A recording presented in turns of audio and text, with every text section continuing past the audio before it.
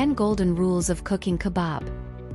Keep kebabs in the freezer at -18 degrees. Sharpen knives daily and replace them regularly. Don't press hard when kebab is cut with a machine. Frozen kebab cannot be refrozen after thawing. Don't start right away with high heat.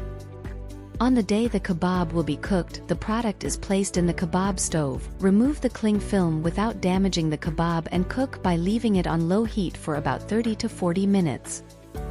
Then the kebab is ready for cooking.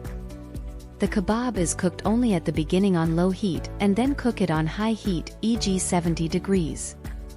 If the circulation is low, the fire in the oven can be turned off for a while. If you repeat this several times, the meat may become deformed. The ideal time to cut and eat kebabs is 6 to 8 hours. After 8 hours, because the product is constantly exposed to the fire, the fat of the meat begins to flow and cause the kebab to dry out or collapse. If the establishment has a consumption of 30 kilograms for 10 hours, then using 15 kilograms of kebab every 6 hours will help increase the quality of the product and prevent problems.